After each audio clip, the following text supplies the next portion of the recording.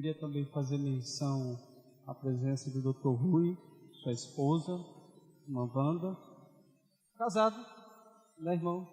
A irmã Safira está ali,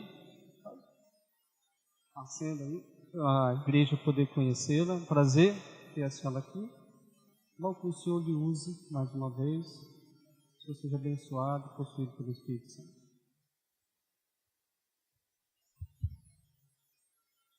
Boa tarde a todos. Boa tarde ainda. Tudo bem com vocês? Eu estive com vocês um tempo atrás. Fizemos uma semana de oração sobre temas escatológicos, sobre as profecias de Daniel e Apocalipse aqui. Mas nessa semana, até a quinta-feira, eu quero trabalhar com vocês uma temática diferente. Nós não vamos ter aqui uma semana de oração. Nós iremos fazer uma série de estudos que estão mais situados no contexto da filosofia e da ciência do que no contexto bíblico. Esse primeiro encontro, nessa noite, será uma exceção. Nós iremos trabalhar a interpretação do Gênesis. Mas a partir de amanhã, eu quero trabalhar com vocês argumentos racionais, argumentos filosóficos e científicos para a existência de Deus. Então, seria interessante que os irmãos que têm interesse nesses assuntos estejam conosco aqui até a quinta-feira, ao longo dessa semana, trabalhando esses temas tão interessantes, são os argumentos filosóficos e científicos para a existência de Deus. Hoje nós iremos trabalhar o texto do Gênesis, que fala sobre a criação. Quem tem Bíblia, abra sua Bíblia em Gênesis capítulo 1, no primeiro capítulo do Gênesis.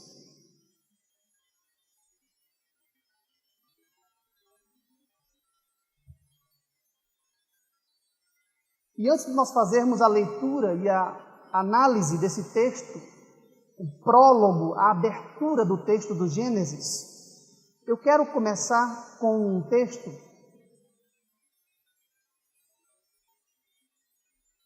que vai servir para a nossa reflexão em nossa pesquisa essa noite. Quem consegue ver? Todos conseguem ver? Os irmãos que se encontram nos lugares mais distantes, se quiserem vir, tem muitos bancos vazios, muito espaço aqui na frente. Esse texto de Ellen White é muito interessante para nós começarmos a nossa análise do Gênesis, porque fala sobre a importância de buscarmos a verdade. Ela diz: se toda ideia que tivermos sobre doutrina for verdade, não deve a verdade suportar a investigação? Veja o que ela está dizendo aqui, colocando de um modo afirmativo e não em forma de pergunta. Ela está dizendo que a verdade deve suportar a investigação. Titubeará ela e cairá se for criticada? Se é assim, deixem-na cair, pois quanto mais cedo isso acontecer, melhor. O espírito que fecha a porta para a investigação cristã dos pontos da verdade não é o espírito que vem do alto. Nós precisamos investigar, buscar a verdade como se procura tesouro escondido. E não devemos temer a qualquer crítica que possa ser suscitada. Se o que defendemos em termos de doutrina for verdade, suportará o crivo da investigação. Se não suportar, ruir e cair, que seja o quanto antes, porque o nosso compromisso é com a verdade e não com o simulacro da mesma. Não é verdade? Vamos em frente. Antes de lermos o texto ainda, eu quero apresentar para vocês quais são os modelos interpretativos para as origens. Existem praticamente dois modelos interpretativos. Aquele que predomina na academia que é o modelo evolucionista das origens, a explicação para as origens com base na evolução e no materialismo científico, e o modelo alternativo, que é o modelo criacionista das origens, geralmente não aceito dentro da academia, mas que nós defendemos. O que afirmam esses modelos? Quais são os postulados desses modelos? Vamos ver aqui um resumo do modelo da evolução. O que ensina a teoria da evolução acerca das origens? 3 postulados. O primeiro diz: toda a matéria orgânica, como a inorgânica, se desenvolveram espontaneamente mediante interações casuais. Se desenvolveram espontaneamente, tanto a matéria inorgânica como a matéria orgânica. Segundo postulado, um ambiente adequado para manter as formas vivas, e as próprias formas vivas evoluíram lentamente através de milhões de anos. E terceiro postulado, as variedades atuais de plantas e animais são a vanguarda de um processo natural de evolução que geralmente progride do simples ao complexo, de uma classe básica de organismos para outra. Refletiram bem em cada postulado? Ao longo da semana vamos precisar voltar a alguns desses tópicos aqui. Em tese, o modelo evolucionista ensina que as substâncias inorgânicas e a própria vida surgiram espontaneamente, sem a intervenção sobrenatural, sem a participação de um Criador. Evoluíram lentamente ao longo de milhões de anos por meio de um processo natural de evolução. Ok? O que diz o modelo alternativo, o modelo criacionista das origens? É interessante que nós saibamos o que o modelo da criação especial defende. Muitas vezes nós estamos acostumados a viver dentro de um contexto, um ambiente criacionista, e raras vezes nós refletimos sobre quais são as nossas crenças de fato, né? Então vamos pensar um pouco sobre o que ensina o modelo criacionista. Primeiro postulado: a substância física do universo e as leis de interação que caracterizam essa substância foram produzidas por quem? Pelo Criador, e são a manifestação de seu propósito permanente. Segundo postulado: dentro de 6 rotações sucessivas do planeta Terra, há mais ou menos 6.000 anos, o Criador organizou ou criou o planeta a fim de que proporcionasse um ambiente ideal para os seres vivos, e colocou ali os antepassados de todos os seres que viveram nesse planeta. Ponto-chave aqui, ó. Dentro da semana da criação, como nós chamamos, o Criador criou ou organizou, ou ambas as coisas, o planeta e os seres vivos. Nós vamos investigar isso com mais cuidado ainda essa noite. O terceiro postulado: a criação inicial, perfeita, foi fundamentalmente modificada como resultado do pecado, de modo que foi progressivamente afastando-se do ideal de seu Criador, e a morte se converteu no destino de todos os seres.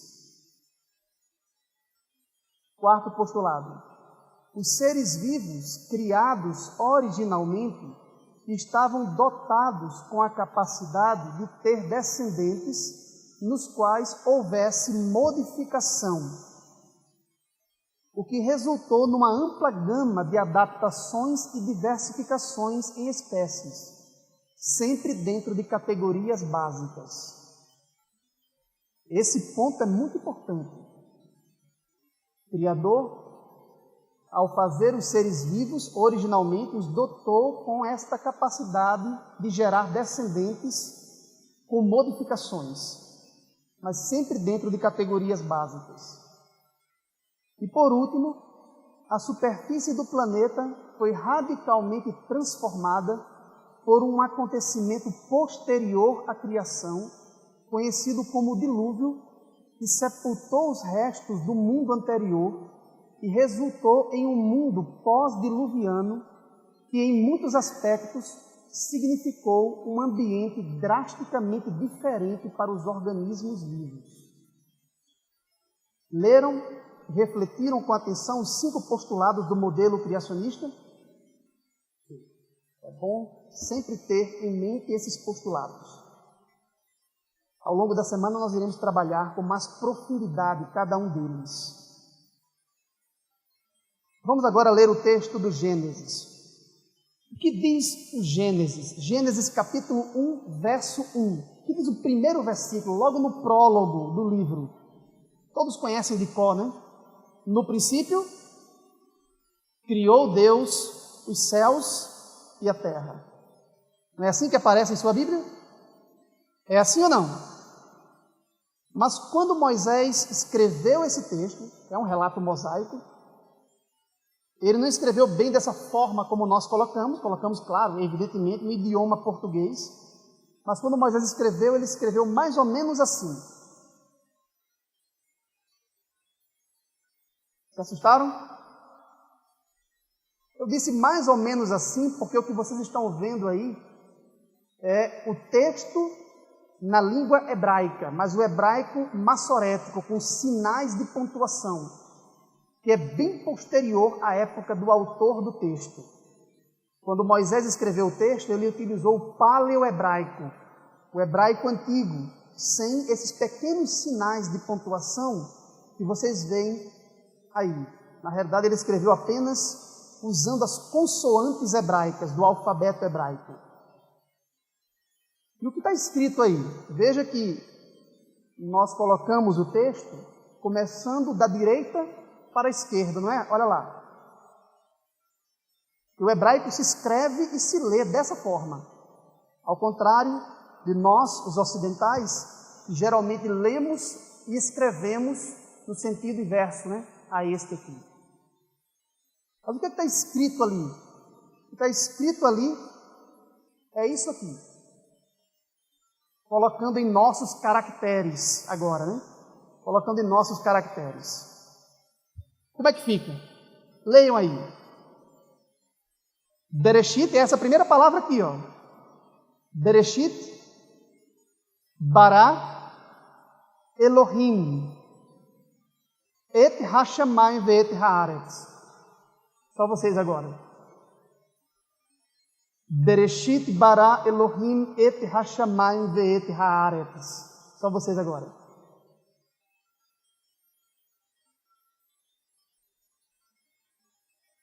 Só falta um pouco mais de sincronia para ir todo mundo juntos, mas é mais ou menos isso. E traduzindo agora para o nosso idioma, porque o que eu coloquei aqui não é uma tradução, o que eu coloquei aqui é a transliteração. Eu só peguei os caracteres hebraicos e coloquei em correspondentes nossos, em nossos caracteres. Mas as palavras que estão ali, mesmo escritas em nossos caracteres, é do modo como se lê no texto hebraico. Mas se fôssemos traduzir, transpor para o significado nosso, seria isso aí. Tão simples assim, né? Bereshit quer dizer no princípio. Bará é o verbo hebraico criar. E aqui está no pretérito perfeito, no modo indicativo. Criou. E Elohim é o termo para Deus. E essa expressão composta, et hashamayim ve'et haaretz, é o objeto direto, binucleado, os céus e a terra. Uma expressão composta que funciona como objeto direto do verbo transitivo aqui. Ok. É isso que nós temos na primeira frase, na primeira declaração do Gênesis. Moisés começa o texto dizendo, no princípio, Deus criou os céus e a terra. Embora esse texto, essa declaração pareça tão simples que até uma criança é capaz de entender, tem gerado discussões muito amplas entre os eruditos. No âmbito acadêmico, este é considerado um dos textos mais difíceis das Sagradas Escrituras. Porque se você pensar bem sobre ele, cada palavra do texto, cada expressão, suscita uma pergunta complexa, de natureza filosófica. Por exemplo, a palavra no princípio, a primeira expressão, no princípio, nos faz pensar, nos faz suscitar essa pergunta. Quando, especificamente, foi este momento, este princípio? Quando nós pensamos na próxima palavra, o verbo, nós nos perguntamos pelo mecanismo. Deus criou, mas que mecanismo ele utilizou para chamar o mundo à existência? Qual o método utilizado por Deus para criar o universo? A única coisa que as Escrituras dizem é que ele criou no princípio. Como especificamente ocorreu a criação? Isso não é mencionado no texto, né? Mas nós indagamos. Quando nós pensamos na próxima palavra, surge a pergunta: quem é Elohim? Moisés diz que no princípio Elohim criou os céus e a terra. Quem é Elohim? Que retrato, que imagem de Deus nós sustentamos? Porque existem várias formas de você compreender o ser divino, por diversos ângulos. E nós, adventistas, temos uma ideia, uma imagem peculiar de Deus, que às vezes pode diferir de outros retratos, de outras imagens que são sustentadas pelo mundo religioso, pela cristandade em que vivemos. E isso tem que ser deixado bem específico, bem claro. E a expressão composta, os céus e a terra, nos leva a perguntar: o que especificamente abrange essa expressão? O que são os céus e a terra que Elohim, lá no princípio, criou? Apenas os céus que nós estamos acostumados a contemplar quando olhamos para cima, os chamados céus atmosféricos, ou envolve algo mais como o espaço sideral, onde existem os outros planetas, estrelas, galáxias, aglomerados de galáxias, o universo em sua totalidade? Céus aqui tem um sentido cósmico, representa a totalidade do universo físico, ou representa apenas os céus atmosféricos, que é essa camada de gases e vapor que envolve o nosso planeta? O que representa essa expressão? Qual é a extensão que essa expressão representa? Então, essas são perguntas fundamentais. Então, na primeira declaração do Gênesis, nós temos aí pelo menos 4 perguntas importantes. Quando especificamente foi este princípio mencionado no texto?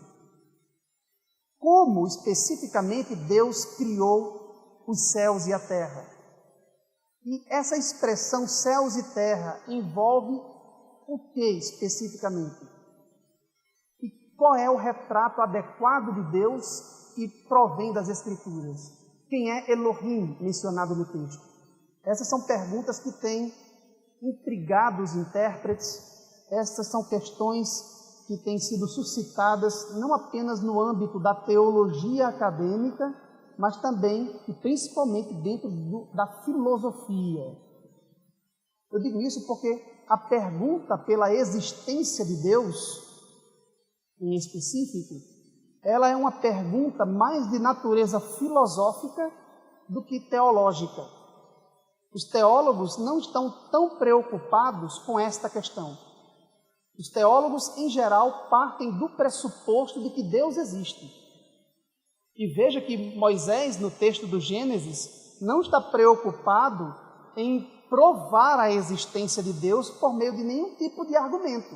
ele já parte do pressuposto de que Deus criou os céus e a terra, portanto Deus existe. Então, a pergunta pela existência de Deus não é uma pergunta teológica, é uma pergunta filosófica.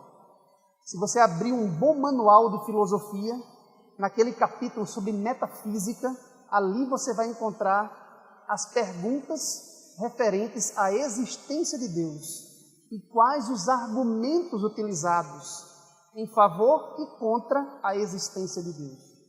Mas essa é uma preocupação do filósofo e não do teólogo. O teólogo e o cientista da religião já parte do pressuposto de que Deus existe. É o filósofo quem pergunta pela existência de Deus. E ao longo dessa semana nós iremos lidar com essas questões filosóficas aqui. Eu sei, evidentemente, que eu estou falando para um público majoritariamente cristão que acredita na existência de Deus. Mas ao longo dessa semana nós iremos fazer alguns exercícios de pensamento para termos mais fundamentação racional para dar a outros o testemunho daquilo que cremos. Ok? Então fica aí esse ponto interessante com relação à existência de Deus. É uma questão mais filosófica do que teológica. Quando nós lemos o texto, no princípio criou Deus os céus e a terra, não importa que respostas você forneça àquelas perguntas fundamentais, pelo menos algumas posturas filosóficas são de imediato descartadas pelo texto. São posturas que são sustentadas no mundo acadêmico, mas que são incompatíveis com a narrativa do Gênesis, não importa como a interpretemos. Quais são essas questões, essas posturas filosóficas que são incompatíveis com o Gênesis? Primeiro, o Gênesis é incompatível com o ateísmo. O que é o ateísmo? É a crença de natureza filosófica de que não há Deus, de que não existe um ser sobrenatural que criou este mundo ou que governa este mundo. O ateísmo nega categoricamente a existência de Deus, de qualquer ser sobrenatural. E essa postura filosófica, o ateísmo, se encontra hoje predominantemente na comunidade científica e dentro da academia, com um nome diferente. Dentro da universidade, isso é chamado de naturalismo filosófico. A crença de que só existe a natureza e nada mais. Toda e qualquer explicação para os fenômenos devem ter por base a natureza. Isso também é chamado de materialismo. Só a matéria é real. Só a matéria existe e nada que transcenda a matéria. Portanto, na mentalidade do naturalista filosófico ou do materialista, do ateu, não existe nada além da natureza, do universo espaço-temporal, do universo físico. Tudo deve ser explicado com base na matéria, no comportamento da matéria, as leis que regem a matéria, a energia, o espaço e o tempo. Nada deve ser explicado com base em um agir sobrenatural, de um ser sobrenatural. Ok? Infelizmente, esse é o pensamento que predomina na academia hoje. A maioria da comunidade científica adota o naturalismo filosófico. A crença de que só existe a natureza, apenas o universo espaço-temporal e nada além dele. Ok? Nós somos sobrenaturalistas, porque acreditamos que existe algo acima, sobre a natureza, e que a governa. Já o naturalista acredita que só existe a matéria, só existe a natureza, e tudo deve ser explicado por meio de leis naturais. Compreenderam bem a diferença? Essa postura ela é incompatível com o relato bíblico. Aqueles que acreditam na narrativa bíblica da criação não podem adotar esta postura filosófica. Não podem adotar o naturalismo filosófico, ou o materialismo, ou o ateísmo. São 3 designações para a mesma realidade, para o mesmo ponto de vista filosófico. Outra ideia que é incompatível com o Gênesis é o panteísmo. Quem já ouviu falar nisso? O panteísmo é geralmente defendido pelas religiões orientais, é a crença de que não há diferença entre Deus e o mundo, o universo. Deus é tudo e tudo é Deus. Deus é a árvore, Deus é o mar, Deus é o céu, as pedras, as montanhas. Em geral, os que adotam o panteísmo adoram, veneram as rochas, as árvores, as fontes de águas, porque para eles tudo isso é uma manifestação de Deus, é a manifestação do divino. O panteísta não consegue distinguir entre a criatura e o Criador.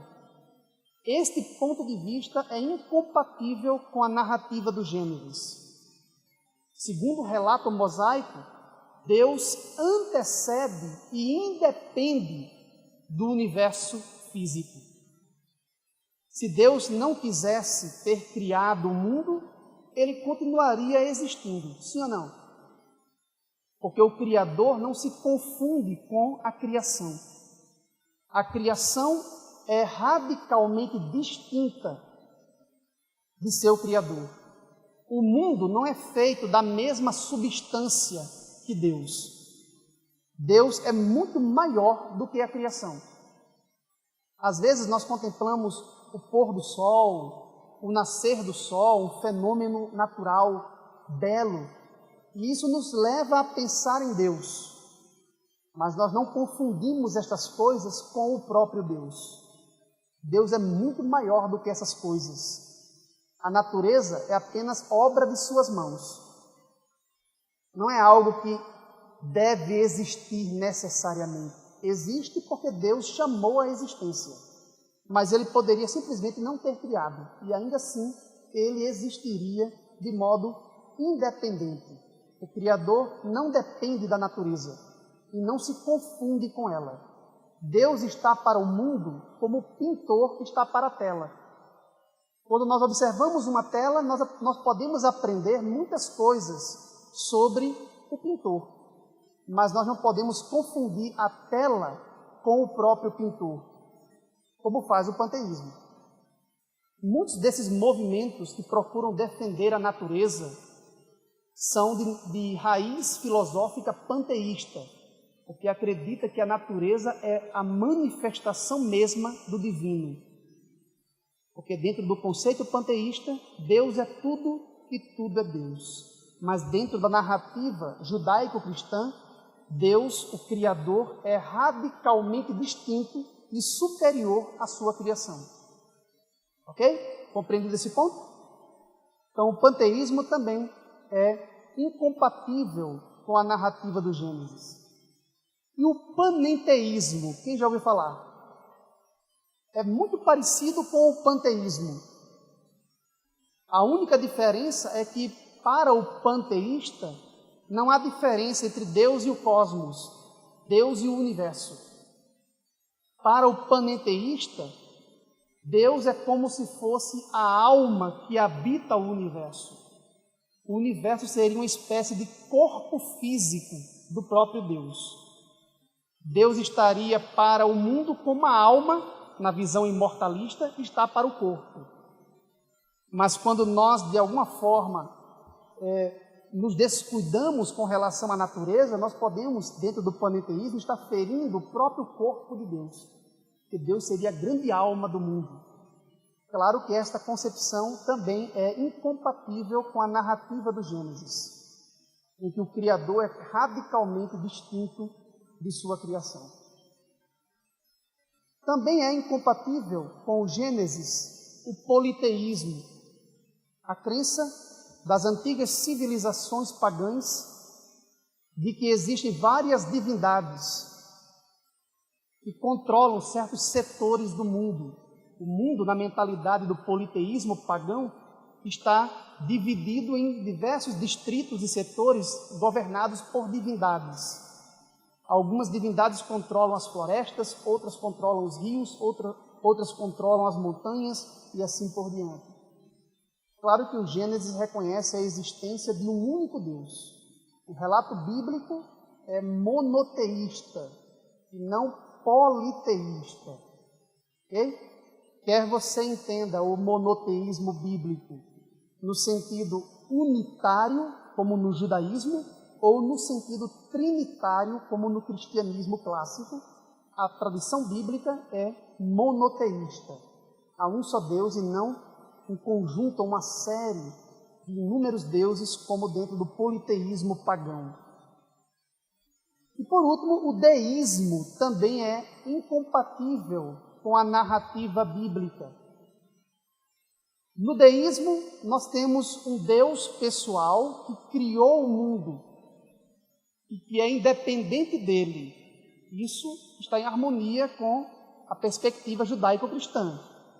A diferença é que o Deus dos deístas não interfere mais no mundo que criou. É uma espécie de Deus relojoeiro que deu a corda no mecanismo e depois deixou que o mundo funcionasse por si mesmo. Deu as costas para o mundo que criou e não mais interfere nele. É uma espécie de Deus que não mais se preocupa com os seres humanos, não intervém na vida dos seres humanos, não ouve orações, nem realiza milagres dentro do mundo que ele criou. É um Deus que teve uma função especial apenas para criar o mundo, dar o pontapé inicial, dar a corda no motor, dar a corda no relógio, mas depois deu as costas para o mundo que criou e não mais interfere na vida dos homens. Claro que essa imagem, que foi muito comum na época do iluminismo, no século XVIII, e predomina também entre alguns dentro da academia, não está em harmonia com o retrato do Deus bíblico que se preocupa com a humanidade, que entra na história humana, que inclusive se torna homem como nós e entrega sua vida na cruz para redimir o homem, que se preocupa conosco. É claro que o Deus deísta não está em harmonia com a imagem judaico-cristã de Deus. A tese que nós defendemos é chamada na academia, entre os filósofos, de teísmo. Nós acreditamos, nós defendemos o teísmo bíblico, a crença em um Deus pessoal, radicalmente distinto de sua criação, mas que se preocupa com o mundo que fez e se preocupa com os seres humanos. E intervém, às vezes, de vez em quando, para realizar milagres. Intervém de modo sobrenatural no mundo natural que criou. Ok?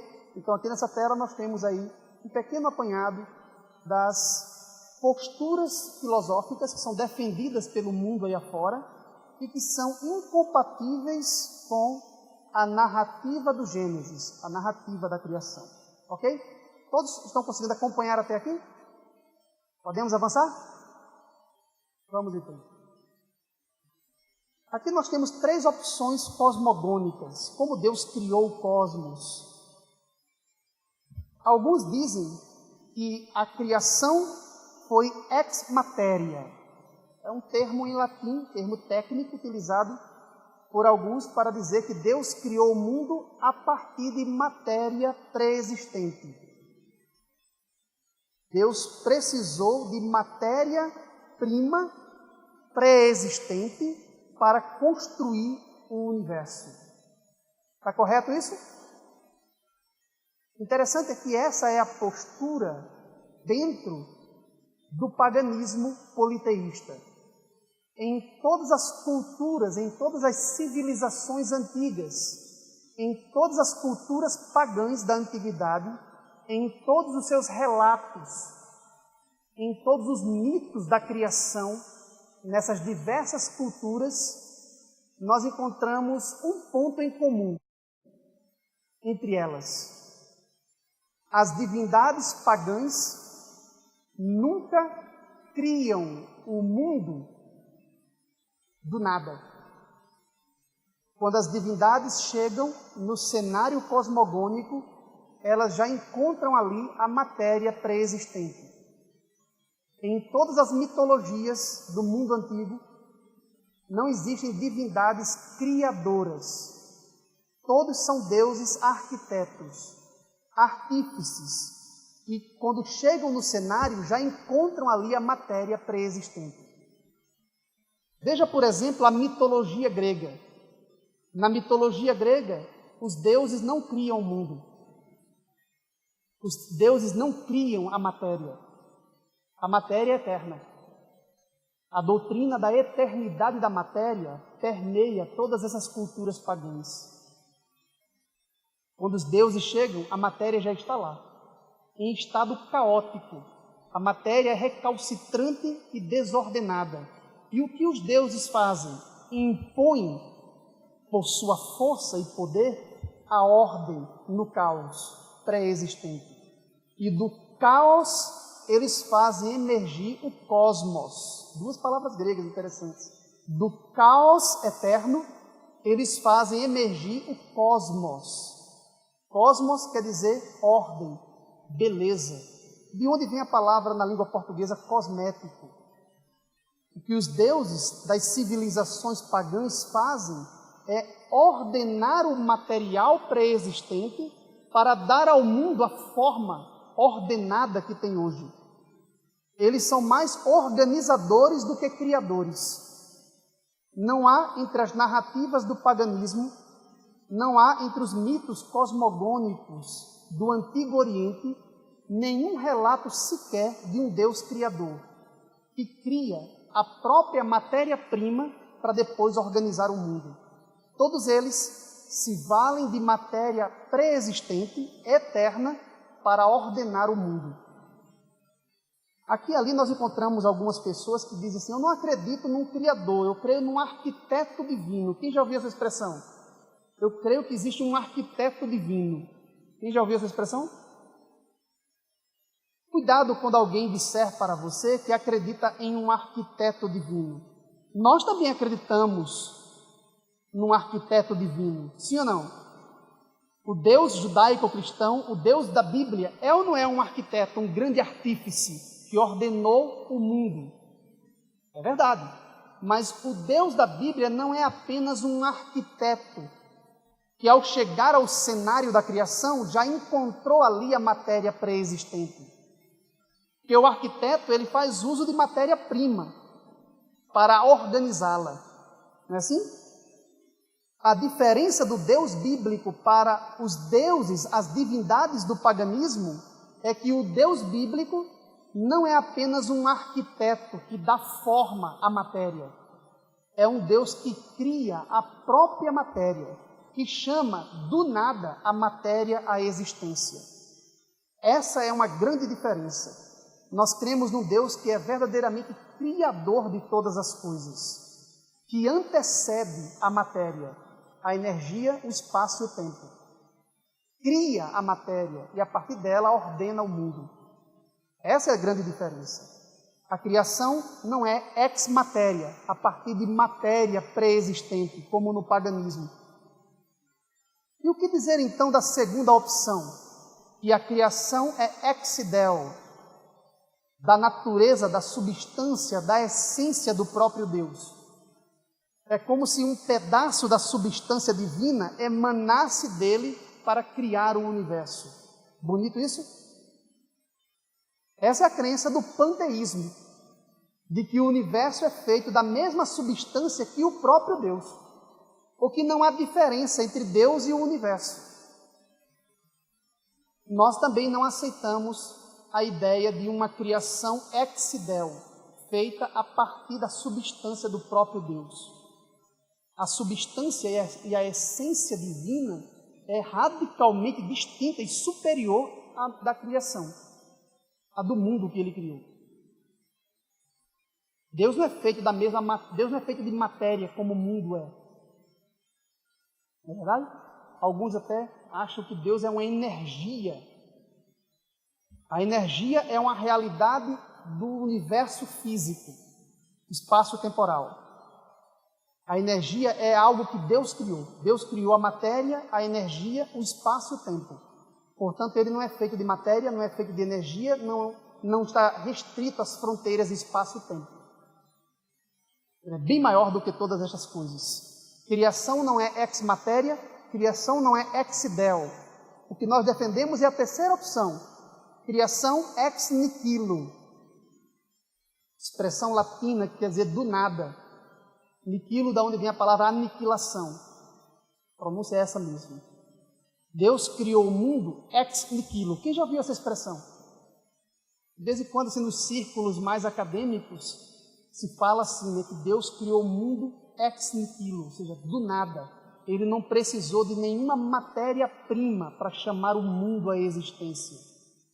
Deus não deve nada a uma matéria pré-existente, para usar a terminologia de Ellen White em Patriarcas e Profetas. Deus não deve coisa alguma a uma matéria pré-existente. Ele não faz o mundo ex matéria, ele faz ex nihilo, do nada. Ou seja, de onde nada existe, ele chama à existência as coisas pela palavra do seu poder.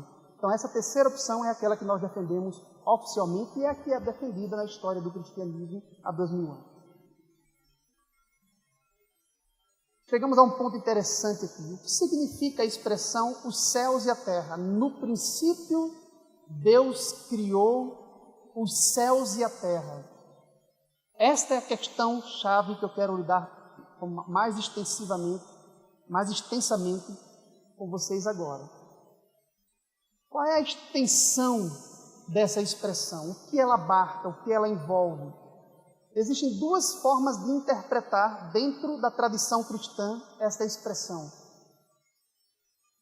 Alguns dizem que a expressão os céus e a terra refere-se a todo o universo, todas as coisas, a totalidade do mundo. Outros dizem que os céus e a terra representam apenas a superfície terrestre e os céus atmosféricos. Qual das duas opções é a preferível entre os teólogos adventistas? Ambas as opiniões são representadas, mas aquela que é predominante entre os nossos pesquisadores, entre os nossos teólogos, é a primeira opção, que é a que eu vou defender hoje aqui para vocês, que é a tese defendida pelos grandes teólogos da Andrews, como Gerhard Hasel, Richard Davidson e outros mais conhecidos entre nós. O que diz essa tese?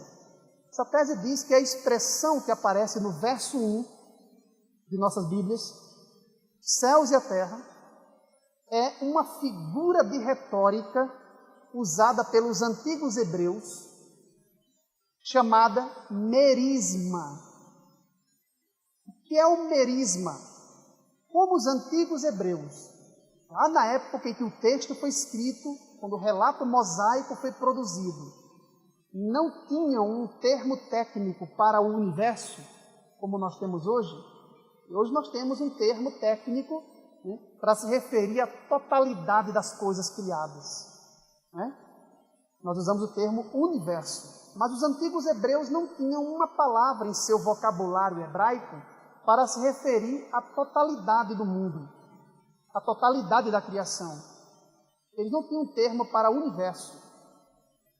Então, quando eles queriam se referir à totalidade do mundo criado, eles usavam a figura de retórica chamada merisma, em que eles colocavam os elementos numa frase representando os extremos para representar tudo que existiria no intervalo entre eles.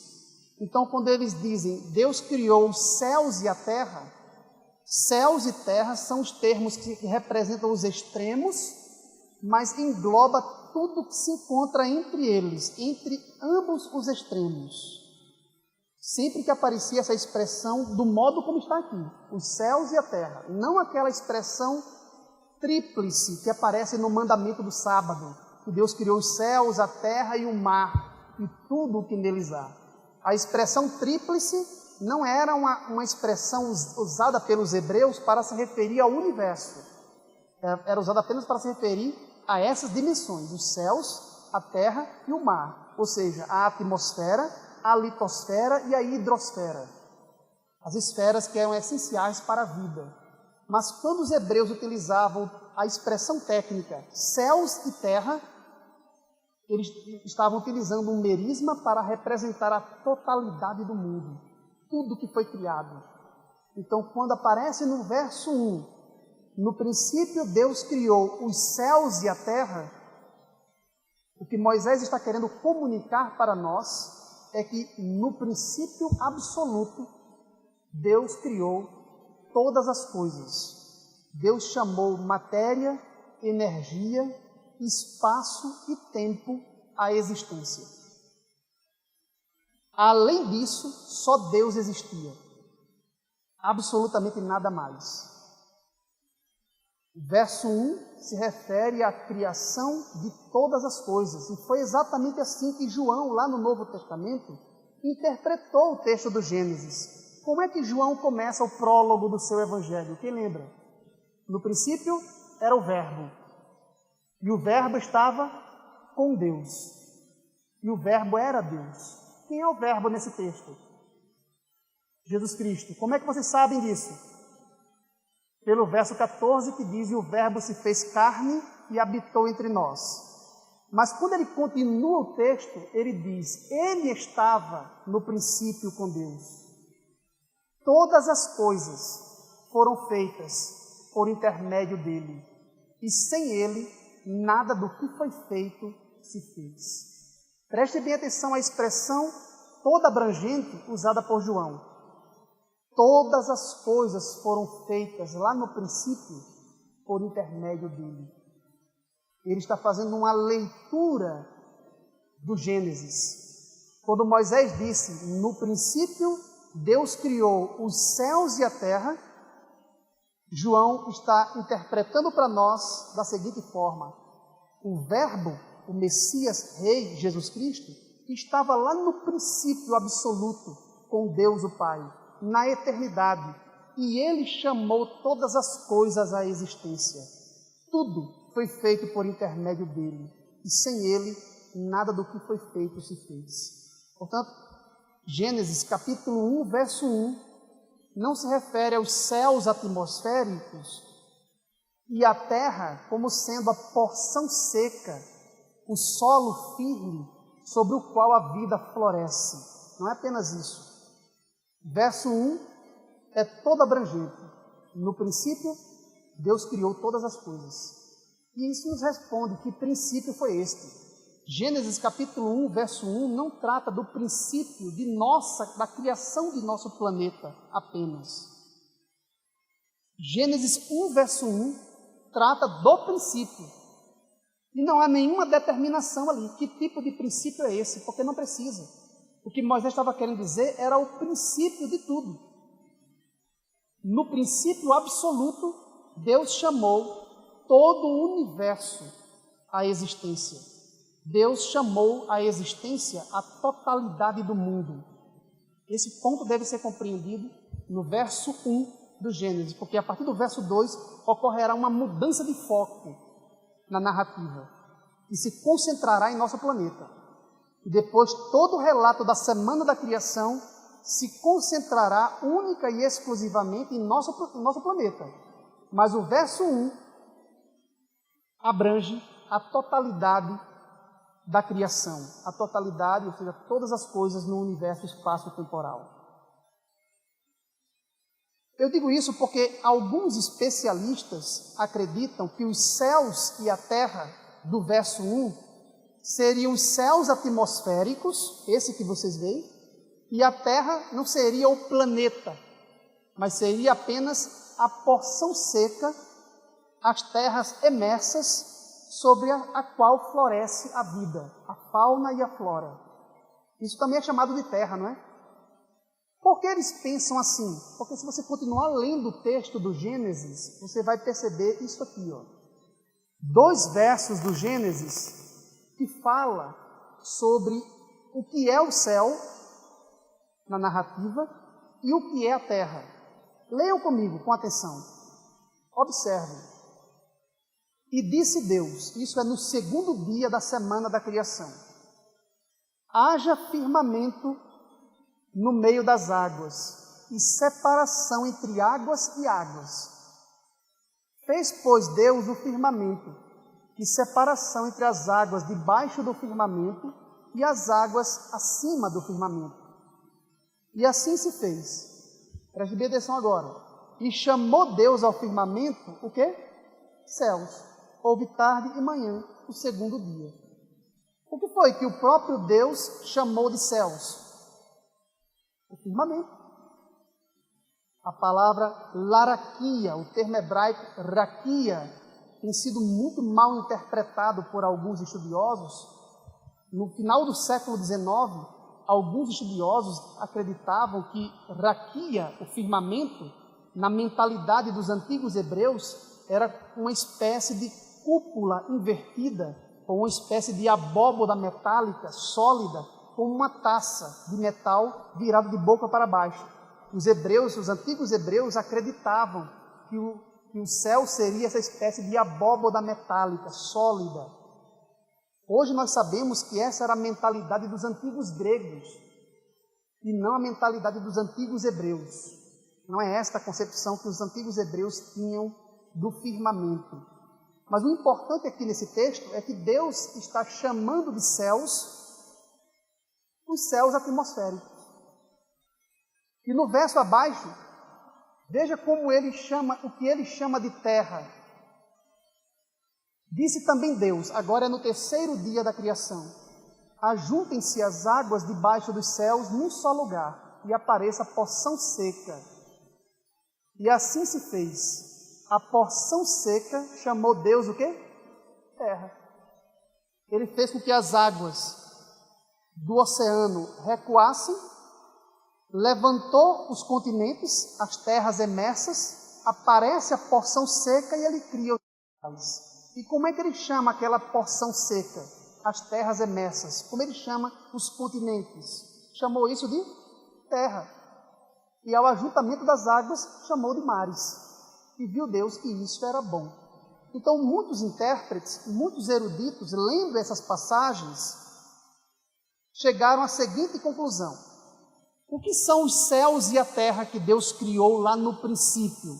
Segundo a leitura do próprio texto da criação, os céus seriam o firmamento, os céus atmosféricos, e a terra seria a porção seca que Deus separou dos oceanos, as terras emersas, o solo, o chão firme sobre o qual floresce a vida, sobre o qual floresce a vegetação.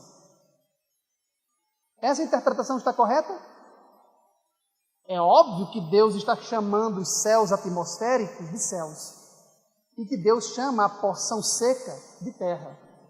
Mas lembre-se que quando Deus chamou os céus atmosféricos de céus e a porção seca de terra, Ele já havia criado no princípio o quê? Os céus e a terra, antes do segundo e do terceiro dia da semana da criação. Não é verdade? Então, uma coisa é céus no segundo dia da semana da criação, céus atmosféricos. Uma coisa é terra no terceiro dia da semana da criação, porção seca, o chão firme. Mas isso ocorre no segundo e terceiro dia da semana criativa, bem depois de Deus ter criado o quê? Os céus e a terra, lá no verso 1. Cuidado para não confundir os céus e a terra que Deus criou no princípio, e que consta no verso 1, com os céus e a terra que aparecem nesses versos aqui, numa etapa bem posterior no processo de criação. Ok? Compreendido bem isso? Vejam que aqui no terceiro dia Deus chamou a porção seca de terra. Mas no verso 2 já falava de uma terra sem forma e vazia. Sim ou não? Então a palavra terra não tem o mesmo significado no relato do Gênesis. Ela aparece com diversos, diferentes significados que precisam ser compreendidos. Ok? Recapitulando esse ponto, no verso 1, no princípio Deus criou os céus e a terra, a expressão céus e a terra é um merisma cosmológico para se referir à totalidade do mundo. Toda matéria, toda energia, todo espaço-tempo, o universo em sua totalidade, ok? Quando ele se volta para o nosso pequeno planeta e começa a embelezá-lo, começa a ordená-lo, a organizá-lo para a vida, ele vai chamar a porção seca de terra firme e vai chamar o firmamento de céus. Mas não devem ser confundidos com os céus e a terra, aquela expressão que aparece no primeiro versículo. Quem compreendeu até aqui? Quem acompanhou até aqui esse ponto? Está começando a diminuir os números de mãos que estão se levantando. Né? Mas é assim mesmo, vamos em frente. Se Deus quiser, nós vamos compreender bem essa questão. Aqui surge a questão de como traduzir o texto do Gênesis. E existem duas formas de traduzir esse texto do Gênesis, pelo menos os 3 primeiros versículos. A forma tradicional que impera por 2000 anos na história eclesiástica é esta que está no texto que vocês têm em mãos. É esta tradução aqui, ó. No princípio criou Deus os céus e a terra. Ponto. Referindo-se à criação de todo o universo. Verso 2. A terra, porém, estava sem forma e vazia. Agora o foco do escritor bíblico se volta para o quê? Para o nosso planeta. Não é verdade? Ele começa dizendo que Deus criou a totalidade do mundo. Deus criou o universo. E para isso ele usa a figura de retórica, o merisma, os céus e a terra. Depois ele se concentra única e exclusivamente em nosso planeta. Ele diz, Deus criou o universo, mas a terra estava, a princípio, como? Sem forma e vazia.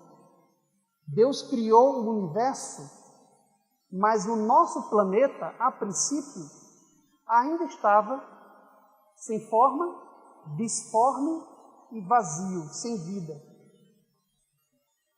Veja como era a condição inicial de nosso planeta.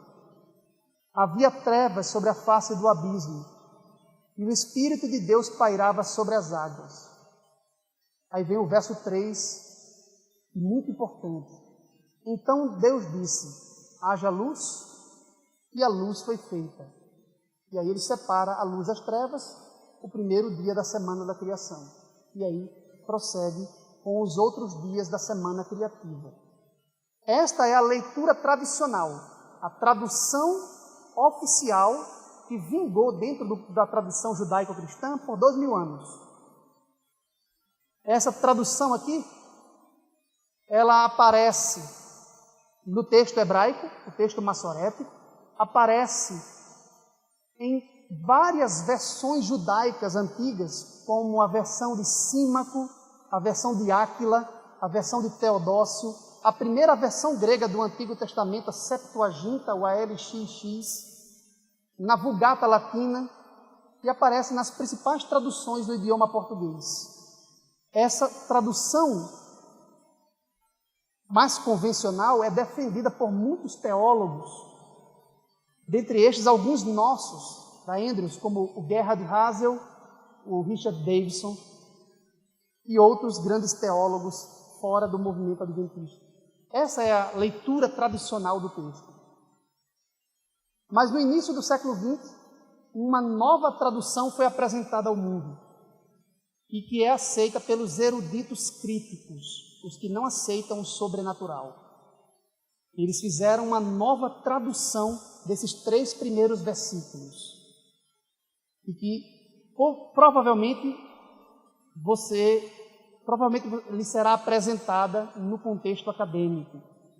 Você que está na universidade, de vez em quando tem esses debates, né? A nova tradução é esta aqui, ó. Ela apareceu em 1962 na nova versão judaica, depois em 1970 na versão católica e em 72 na versão protestante. Ou seja, judeus, católicos e protestantes que adotaram o método crítico de interpretação, que usam o racionalismo para criticar a Bíblia, apresentaram essa nova tradução. O que é que diz essa nova tradução? Vejam bem. Quando Deus iniciou a criação dos céus e da terra, vírgula, a terra era deserta e vazia, havia treva na superfície do abismo e o sopro de Deus pairava na superfície das águas. Deus disse que a luz seja, e a luz veio a ser. Essa é a tradução da Bíblia TEB que eu estou utilizando aqui, que acompanha essa nova tradução. Quem percebeu a diferença entre a leitura tradicional e esta que eu apresentei para vocês agora? Tem diferenças profundas entre as duas traduções. Notem que nesta tradução moderna, Deus não cria.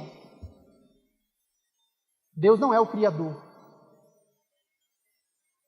Quando Ele chega para criar, entre aspas, já existia terra, já existia abismo, já existia águas. Não é verdade? Olha o que é que diz o texto. Quando Deus iniciou a criação dos céus e da terra, a terra já era o quê? Deserta, vazia, havia trevas na superfície do abismo, e Deus disse: haja luz. Os intérpretes críticos adotaram essa tradução porque, segundo eles, o texto mosaico, o texto do Gênesis, é na realidade uma cópia, um plágio dos mitos pagãos. E nos mitos pagãos do Antigo Oriente, os deuses não eram criadores. Eram apenas artífices, eram apenas arquitetos do mundo. Lembra que eu falei para vocês que quando os deuses, as divindades pagãs, chegam no cenário da criação, a matéria já pré-existe? Os críticos acreditam que Moisés e os antigos hebreus também aceitavam essa tese. Para a mentalidade dos críticos, o que Moisés queria dizer para nós era isso, que quando Deus se predispôs a criar, Ele já encontrou uma terra sem forma e vazia, já havia trevas sobre a face do abismo, as águas profundas, as águas oceânicas, e que a primeira obra criativa de Deus foi a luz. Deus disse: haja luz, e isso foi a primeira ação criadora de Deus, no primeiro dia da semana da criação. Mas quando Ele chegar lá, já existia toda a matéria pré-existente. Nesse caso, Deus não seria o Criador, seria apenas um organizador de matéria-prima que já estava ali e que talvez fosse tão eterna quanto o próprio Deus. A crença pagã dos antigos gregos na eternidade da matéria. E por incrível que pareça, na academia científica, a crença da eternidade da matéria predominou até 1920, agora no século XX. Vocês sabiam disso? Que a comunidade científica acreditou até 1920 que a matéria era eterna, que o universo era estático e eterno, que não teve nenhum começo e que jamais teria fim. Até 1920, os cientistas acreditavam exatamente o que os antigos gregos e as civilizações pagãs defendiam: a eternidade da matéria. E o que é que os eruditos críticos fazem ao trazerem essa tradução moderna? Qual é a intenção deles aqui? É mostrar que Deus, o Deus da Bíblia, assim como as divindades pagãs, não criou coisa alguma. Ele só organizou a matéria pré-existente e eterna. Quando você olha rapidamente para essa tradução, que está lá na Bíblia TEB, parece inofensiva, né? Mas as implicações por trás de uma tradução como esta são gigantescas na área da teologia e da filosofia. Veja, por exemplo, o que o Anchor Bible, que é uma Bíblia, um comentário erudito da Bíblia, o mais reconhecido no mundo acadêmico, o pessoal que cursou teologia, com certeza já ouviu falar no Anchor Bible.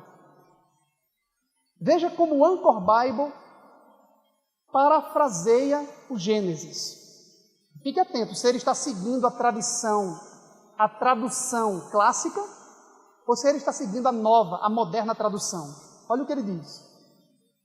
Quando Deus se pôs a criar céu e terra, o mundo sendo então um ermo sem forma, com trevas sobre os mares e somente um impressionante vento soprando sobre a água, disse Deus, há luz, e houve luz. O que é que esse comentário erudito da Bíblia entende sobre a narrativa do Gênesis? A tradução clássica, que imperou por 2000 anos, invariavelmente, ou a tradução moderna dos eruditos críticos? Deus, nesse texto aqui, é o Criador? O que esse texto está dizendo? Que quando Deus se pôs a criar, Ele já encontrou ali uma terra deserta, desolada, vazia, sem vida, oceanos primitivos, não é assim? Ele já encontra a matéria primordial. E qual é a primeira criação dele aqui? É quando ele diz, haja luz. Em outras palavras, o que os eruditos críticos dizem é que a primeira cláusula, a primeira declaração, não é uma oração absoluta, um período simples. No princípio, Deus criou os céus e a terra, ponto. O que eles estão dizendo é que a primeira declaração do Gênesis deve ser traduzida como uma oração subordinada, adverbial, temporal, cuja oração principal é o verso 3. E o verso 2 inteiro é um parêntese. É como se ele estivesse dizendo assim, sem o parêntese. Quando Deus se pôs a criar os céus e a terra, Ele disse, haja luz. Mas já existia uma terra lá. Já existia um ermo sem forma, disforme, uma terra prebiótica, sem vida. Isso é tentar aproximar o texto bíblico dos mitos cosmogônicos do Antigo Oriente. Quando nós sabemos, há 2000 anos, que a mentalidade dos hebreus, a mentalidade bíblica, era radicalmente diferente das civilizações pagãs vizinhas. Enquanto que os pagãos acreditavam dessa forma, somente os hebreus acreditavam num Deus criador. Por isso que o adjetivo criador, quando aplicado à divindade, é único e exclusivo dos hebreus, da visão bíblica. Não existem deuses criadores nas civilizações pagãs. Só o relato bíblico tem um Deus criador. As divindades pagãs não criam, são artífices, são arquitetos do mundo. Apenas isso.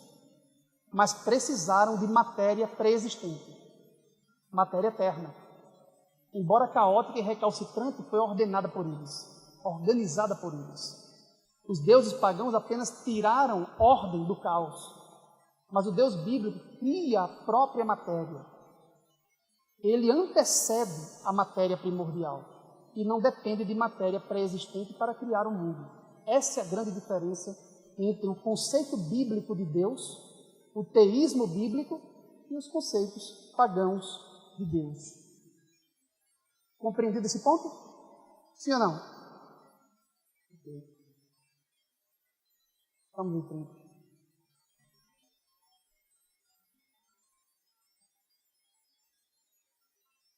Oi.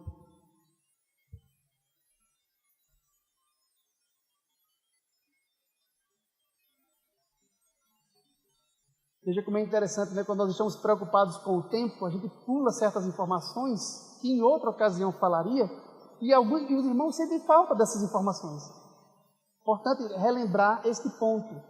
O texto clássico diz que o Espírito de Deus pairava por sobre as águas, quando a terra estava naquele estado, naquela condição inicial, sem vida e sem forma. Mas na versão moderna, como a irmã apontou aqui, não aparece o Espírito de Deus sobre as águas. O que há é um sopro divino, um sopro poderoso agitando as águas dos oceanos primitivos. Isso porque, segundo os eruditos críticos, Moisés estava raciocinando como nas culturas pagãs, nos mitos pagãos. Se você tomar, por exemplo, o mito babilônico da criação, diz que Marduk, a divindade principal, utilizou 7 ventos como armas contra Tiamat, a divindade feminina que representava o oceano profundo, o caos. Olha que coisa interessante. No mito ugarítico da criação, Baal utiliza ventos como armas para organizar a matéria recalcitrante no início da história. Como nos mitos pagãos aparecem esses ventos, o sopro divino agitando as águas do oceano primitivo, os eruditos críticos acharam que Moisés também tinha isso em mente. Moisés não estava pensando no Espírito Santo, a terceira pessoa da divindade, mas apenas no sopro. Essa é a mentalidade dos eruditos críticos. Claro que nós não adotamos esta concepção. Muito bem relembrado. Acho que não está funcionando aqui. Eu devo apontar isso para onde? Em que direção? Os irmãos da sonoplastia. Para lá? Então, aqui nós precisamos fazer uma reflexão importante. Ocorreu uma criação autêntica ou foi mera organização de matéria já existente? E nós temos, claro, evidentemente, o ponto de vista da criação. Nós não somos apenas defensores de um design inteligente na natureza. Nós não defendemos apenas que a natureza foi projetada, desenhada. Nós cremos que ela também foi criada, chamada à existência ex nihilo, do nada. E essa é uma diferença entre os adeptos do design inteligente, do movimento do design inteligente, e os criacionistas. Defender o design inteligente não é a mesma coisa que ser um criacionista. Os antigos gregos acreditavam, ao olharem para a natureza, que havia um design inteligente, sim ou não? Sim. Mas eles eram criacionistas? Os deuses apenas ordenaram. Os deuses impuseram um design ao mundo, à matéria. Mas os deuses não criaram a matéria. Não é verdade? Nós, criacionistas, diferentemente, acreditamos que, além de Deus ter desenhado, planejado o mundo, Ele criou o mundo também. Chamou o mundo à existência do nada. O projeto do criacionismo bíblico, ele é mais arrojado, mais ousado do que o tímido projeto do design inteligente nesse ponto. Claro que tem suas vantagens, mas nesse ponto o criacionismo ele vai além. Nós não defendemos apenas um designer cósmico. Nós cremos que há um criador pessoal do universo. É bem além do mero design.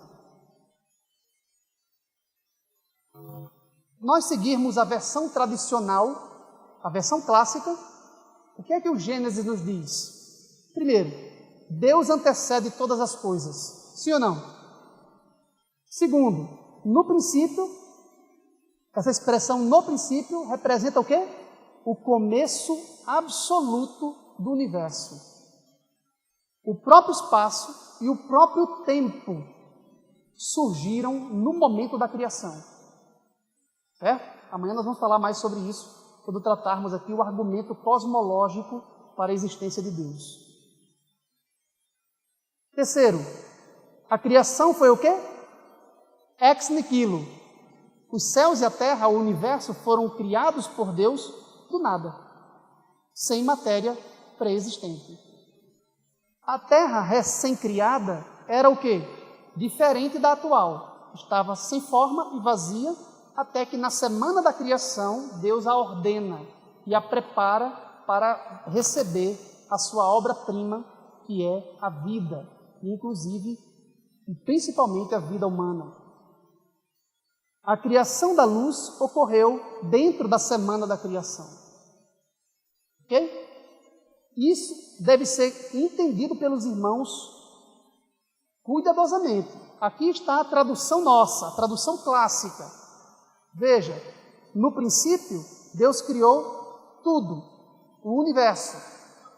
Depois o autor restringe o foco. A terra, porém, quando foi criada, não foi criada como é hoje. Ela foi criada o quê? A princípio, sem forma e vazia. E ao longo da semana da criação, Deus vai dar forma ao que estava sem forma e vai preencher o que estava vazio. Não é assim? Aí agora surgem perguntas fundamentais. Quanto tempo decorreu entre essa terra em estado disforme e vazio e o início da semana da criação, quando Deus disse, haja luz, no primeiro dia da semana da criação? Quanto tempo a terra ficou sem forma e vazia, até que Deus se aproximasse de nosso planeta e dissesse, haja luz, e começasse a semana da criação? Quanto tempo levou? Alguém sabe?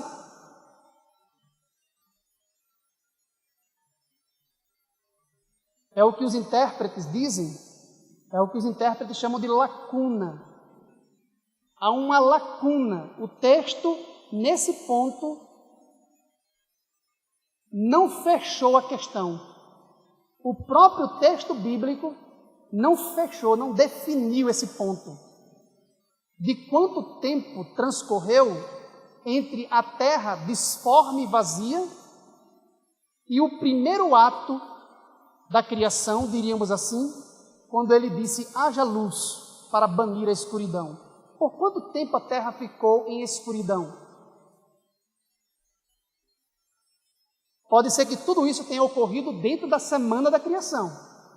E os ultraconservadores defendem essa perspectiva de uma terra jovem e de um universo jovem, de que desde o primeiro verso, do verso 1, já está dentro do primeiro dia da semana da criação. No primeiro dia da semana da criação, Deus criou o universo inteiro, as estrelas, galáxias, aglomerados de galáxias, mundos habitados, e ainda dentro do primeiro dia, naquelas mesmas 24 horas, Ele transformou a terra de seu estado disforme e vazio para o estado com formas belas e preenchido com vida. Essa perspectiva não pode se harmonizar com a cosmovisão adventista. Na mentalidade adventista, Deus criou diversos mundos habitados pelo universo vasto que Ele criou antes de criar o nosso planeta. Ou pelo menos antes de criar a vida sobre o nosso planeta. Então é claro que deve haver uma lacuna, um intervalo aqui. No princípio absoluto, há muito tempo atrás, não sabemos quanto, a Bíblia não define, a Bíblia não trabalha com cronologia neste ponto, Deus criou o universo. Em algum momento, a Terra foi criada, o nosso planeta foi criado. O aspecto geofísico do planeta foi criado. Mas a Terra foi criada originalmente sem forma e vazia. Por quanto tempo ficou nesse estado? O texto também não diz. A única coisa de que temos certeza absoluta é que quando Deus se aproxima do planeta e diz, haja luz, banindo a escuridão, começou a semana da criação. E a semana da criação é recente. A semana da criação, para nós, tem aproximadamente 6.000 anos. Aproximadamente. Há aproximadamente 6.000 anos no passado, Deus começou as obras na semana da criação, começando com o haja luz no primeiro dia. Mas quanto tempo antes disso a terra ficou sem forma e vazia? O texto não diz. Então não há motivos para nós entrarmos em conflito com os homens da ciência neste ponto. em que a Bíblia não define a questão. Se as Sagradas Escrituras não definiram este ponto, não tem por que nós entrarmos em conflito com os homens da ciência nesse momento. Então, quando o geólogo, por exemplo, diz que a Terra, a estrutura geológica do planeta, tem aproximadamente 4,5 bilhões de anos, é possível que eles estejam corretos. Sim ou não?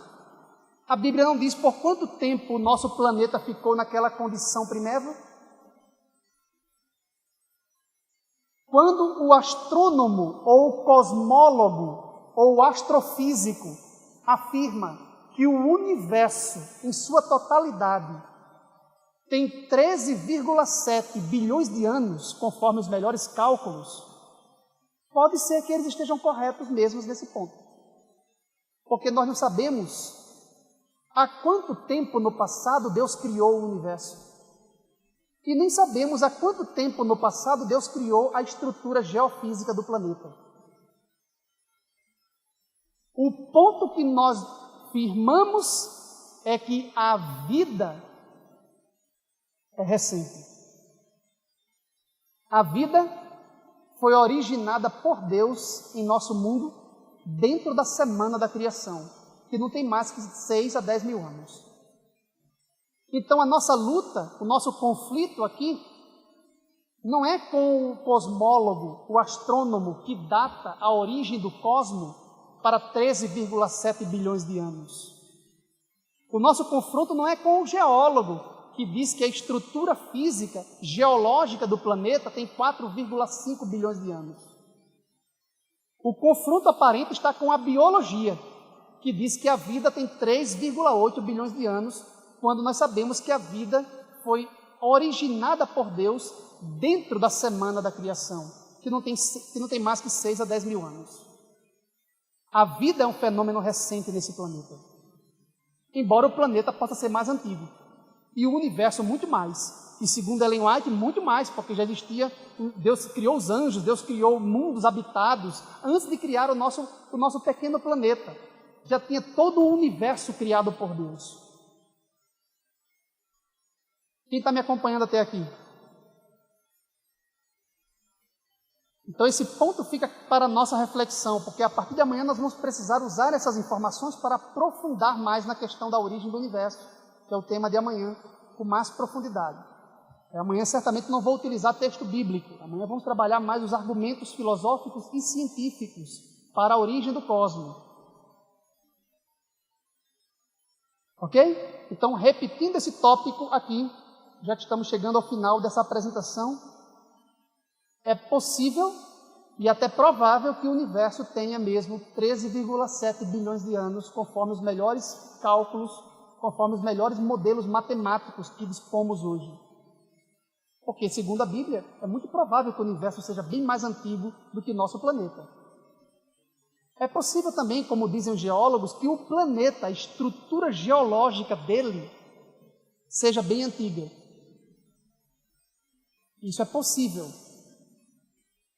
O que nós não podemos admitir é que a vida seja tão antiga como dizem os biólogos.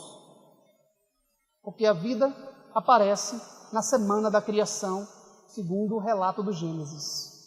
Ok? Quem acompanhou até aqui, levanta a mão. Ok.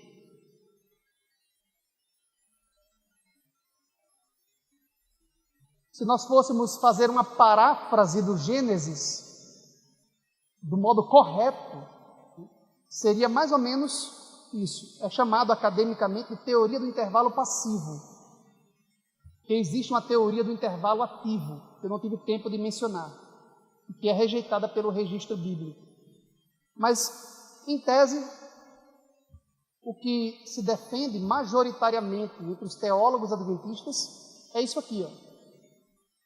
No princípio absoluto do tempo, lá no começo, Deus, o Deus único e verdadeiro, criou do nada o universo. A Terra, a princípio, fora feita de modo diferente da atual, disforme e sem qualquer forma de vida. Havia escuridão sobre o abismo profundo. mas o Espírito de Deus supervisionava a criação, pairando sobre as águas que cobriam a superfície terrestre. Então, mais recentemente, no começo da semana da criação, disse o Senhor Deus: haja luz, e a luz foi feita. Compreenderam bem?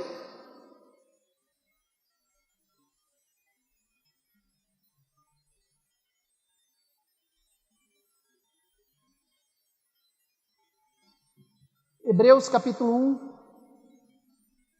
provavelmente Paulo, o escritor dessa epístola, logo no prólogo ele diz: havendo Deus outrora falado muitas vezes e de muitas maneiras aos pais pelos profetas, nesses últimos dias nos falou pelo Filho, a quem constituiu herdeiro de todas as coisas e pelo qual também fez o quê?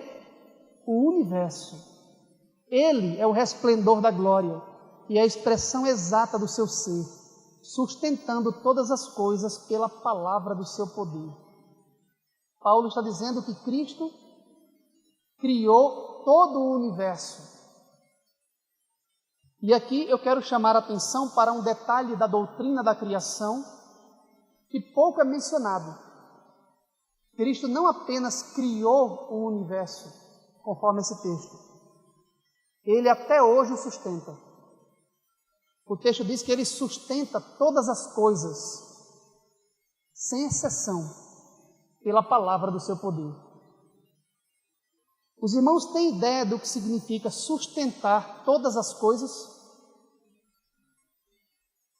O que Paulo está dizendo nesse texto, que nós chamamos da doutrina da providência divina, que complementa a doutrina da criação, as coisas não podem existir sem que Deus as mantenha existentes.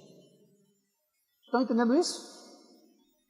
Porque tem gente que acha que Deus criou o mundo e o mundo passou a ter vida própria a partir do momento da criação. E não é assim que as coisas funcionam. As coisas criadas não poderiam manter-se na existência um segundo sequer se Deus não as mantivesse assim, se Deus não as sustentasse, segundo após segundo, momento após momento. Cada vez que você pisa e sente o chão firme, Deus está continuamente mantendo todas as moléculas do piso trabalhando, funcionando perfeitamente. Se por um instante sequer Deus cruzar os braços, tudo o que existe retornará à inexistência, deixará de existir. Deus não apenas criou o mundo, Ele o sustenta na existência temporal, minuto após minuto, segundo após segundo. A matéria não tem um mecanismo de vida própria. A matéria não pode funcionar um segundo sequer à parte de seu Criador. O coração bate agora, não é porque tem uma máquina que mantém ele trabalhando dentro de você.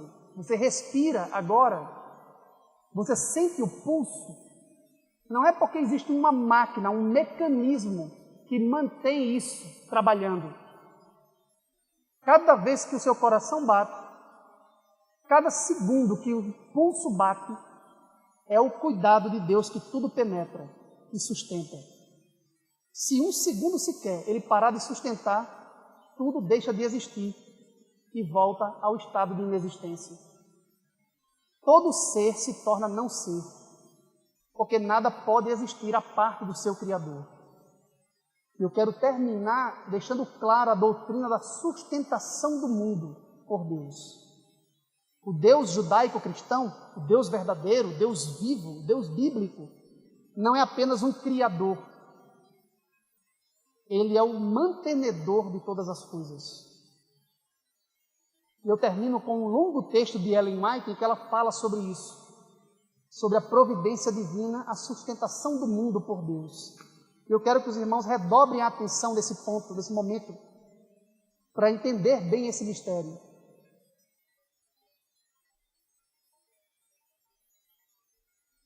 Eu vou lendo para vocês aqui, que eu acho que está talvez os irmãos mais atrás não consigam ver bem. Ela diz: homens da ciência julgam poder compreender a sabedoria de Deus, aquilo que Ele fez ou pode fazer. A ideia de que Ele é restrito por suas próprias leis prevalece largamente. Até aqueles cientistas, muitos deles que acreditam que Deus existe, muitos deles acham que Deus não pode nem sequer intervir no mundo porque Deus está restrito pelas próprias leis que Ele estabeleceu. Faz sentido isso? Claro que não, né? Ela continua: os homens não creem no sobrenatural, não compreendendo as leis de Deus ou o seu poder infinito para executar sua vontade por meio delas. Conforme é usualmente empregada, a expressão leis da natureza compreende o que o homem tem podido descobrir com relação às leis que governam o mundo físico. E esse é um ponto interessante porque os nossos jovens aprendem na escola e posteriormente na universidade que existem leis da natureza. Quem já ouviu essa expressão? Como se a natureza tivesse suas próprias leis. Não existem leis da natureza. O que existe são as leis de Deus sobre a natureza. A natureza obedece às leis de seu Criador. O que nós chamamos de leis físicas são, na verdade, as leis de Deus governando o mundo físico. Não são leis da própria natureza, como se a natureza funcionasse por si mesma conforme leis. Leis inerentes, intrínsecas à matéria. Não. São as leis de Deus sobre a natureza. Assim como Deus determina sobre o homem comandos morais, Ele determina sobre a matéria as leis físicas, e a matéria obedece. Veja na continuação o que ela diz. Mas quão limitado é o seu conhecimento, o conhecimento dos homens da ciência, e quão vasto é o campo em que o Criador pode operar em harmonia com suas próprias leis e, todavia, inteiramente além da compreensão de seres finitos.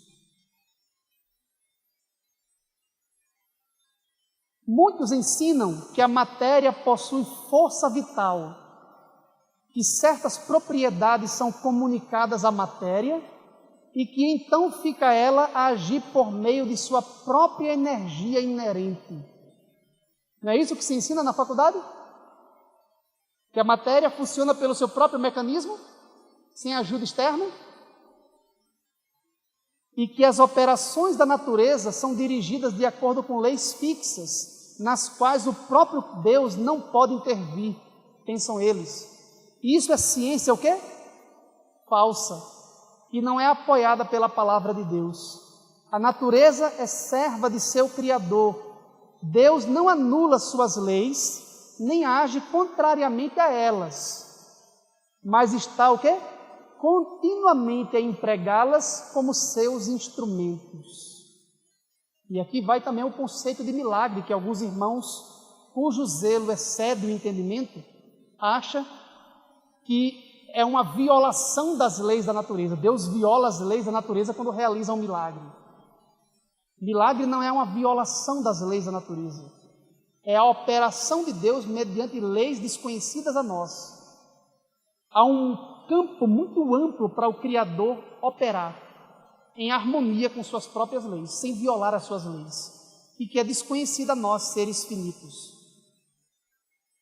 Ela continua: a natureza testifica de uma inteligência, de uma presença, de uma energia ativa que opera em suas leis e por meio das mesmas leis.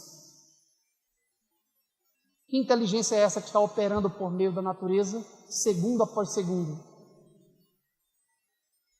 Existe na natureza a operação contínua de quem? Do Pai e do Filho.